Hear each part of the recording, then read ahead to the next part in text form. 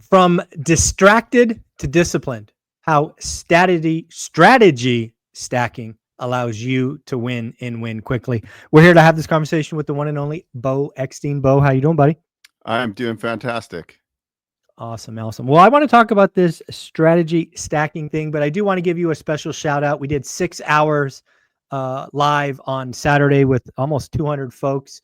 So I want to congratulate you on your first successful trial run. I had a blast. I had a lot of fun. I learned a lot of stuff, but just wanted to give you your flowers before we get into this topic of distracted to disciplined.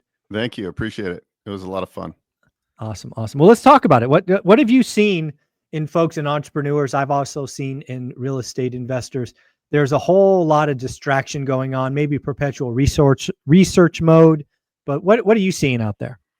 I have calls every day, and a lot of the calls are people like, hey, we want to buy a business, right? We want to do this. Okay, great.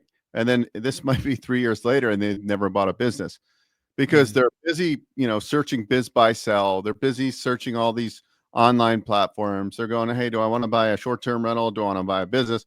And they're stuck in this ever kind of like, I don't know what to do. And they never make progress, right? They're always like, learn about something, get excited, and never pull the trigger on anything. And so I had a conversation yesterday with a gentleman. Actually, it was two gentlemen. They're an uncle, and uncle actually lived in another country, but he was gonna back his nephew who lives in the States on some sort of business. And they're like, well, what type of business and all this stuff. And that's why I wrote down here on my notes. I wrote, I believe that franchises can eliminate 80% of the guesswork, because look, what we're going to do is we're going to take an intake. We're going to go through all these steps and we're going to show you 6 or 7 business models. And I say, pick 3 to learn about, right? You don't get distracted. You spend you focus on these 3 business models and you learn and do due diligence on those. And then there's 2 outcomes. One is, hey, these aren't right for me. I don't want to own a franchise. I do want to own a mom and pop business. That's fine. Or the other option is, yes, this makes sense. A lot of people just need to get in the game with their first, I'll call it rental property or business, right? Get into the game because we all, like, let's face it, what we think we want right now might not be our 10-year vision. Meaning that first rental property that you think you want to own in Indiana when you live in California, that vision is going to change in 10 years, because it happened to me. So I can tell you, your vision is going to change. You're going to realize that, no, I want something closer so I can go kick the tires. I don't want to buy a cheap rental property. So the business you get in today is your gateway, your stepping stone into entrepreneurship, into that will hopefully lead into multiple streams of income for you in the future. It's funny when you talk about those phone calls, it really did just click for me. I go back to 2002 when Olivia and I make the transition from trying to buy in the Bay Area, which never worked for cash flow, to Fresno. I equate that with a lot of folks, maybe this uncle and nephew going, I want to buy something. So the only way I was able to wrap my rational mind around this is I had to, research a new market, Fresno, never lived there, didn't know anyone. I went and talked to like 50 people. I'm like, where would you buy? Where would you buy? Where would you buy? Where would you buy? And ultimately, there's a zip code 93703 called the Mayfair District that most people said. I'm like, okay, great. So I'll plant my flag there.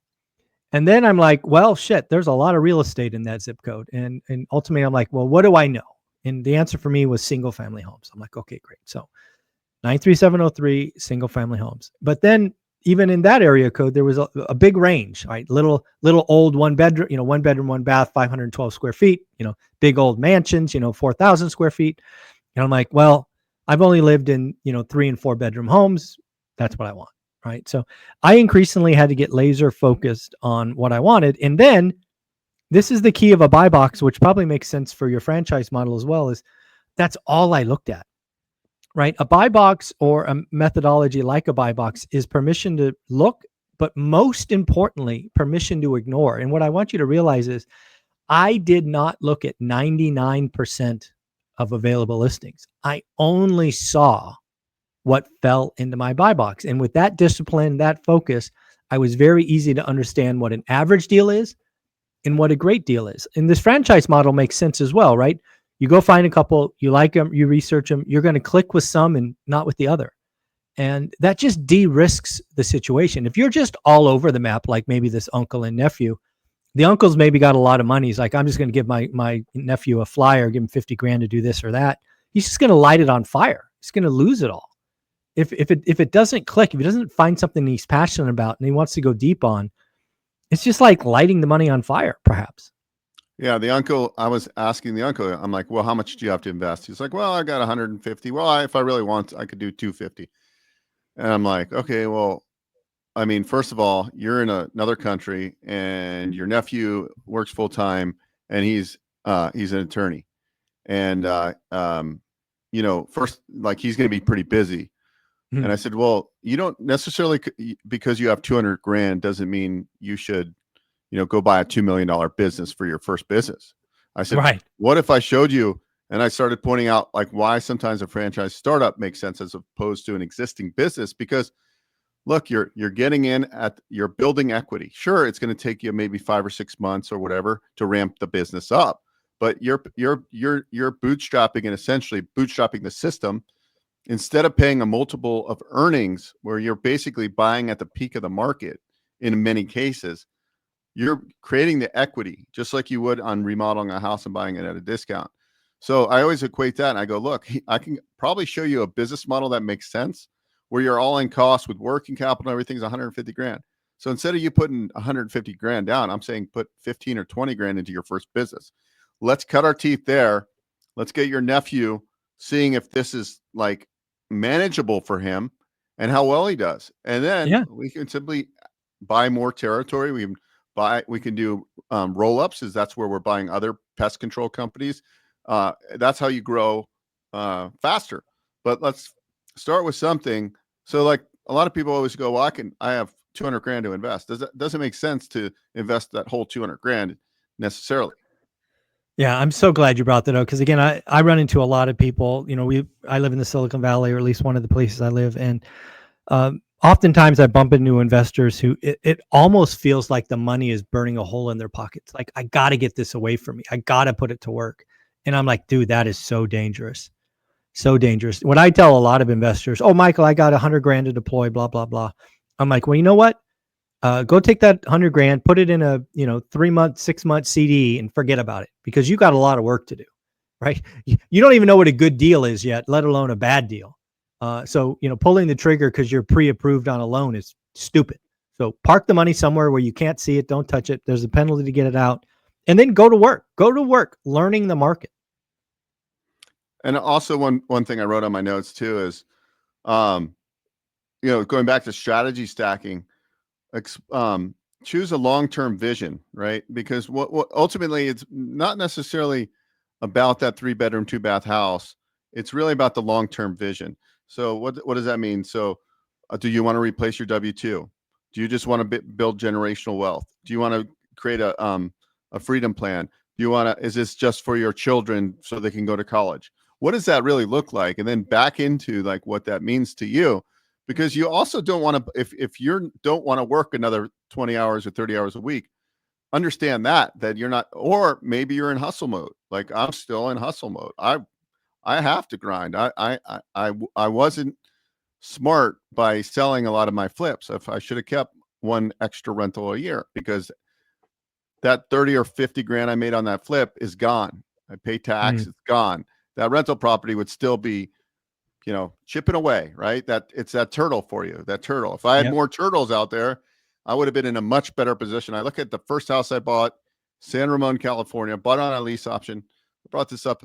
I think I was 21 or 22, bought it for 350. I leased it with the option to buy it because I couldn't qualify for the loan. Exercised my option at 325. It appraised a year later so I bought it with 50 grand of equity in it. And then I was moving away to open a mortgage company and I sold it to my brother. That little townhouse in San Ramon is worth $1.2 million today. I would have owned it for 20 something years. I could have harvested so much equity and grown my net worth so significantly.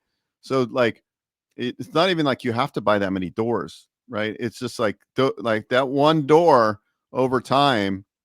And I actually, one thing I do too is even like a primary residence. A lot of people say, well, it's not really an investment.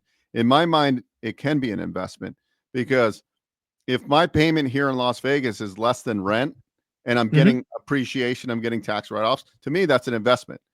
Oh, If no I buy question.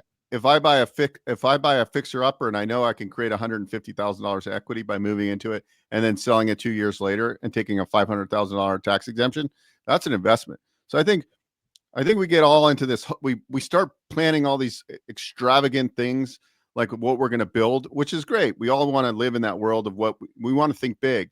But also, if you just take these baby steps, 5, 10 years later, you're really where you want to be. The ultimate goal is to say, hey, Bo, I won the game, right? Yep. And winning the game means that for most of it is a big part of it is that you're financially free, right? Yeah. That you won that part. Yeah, that's the game we play. Again, one rental at a time. My community, I now call us everyday wealth builders.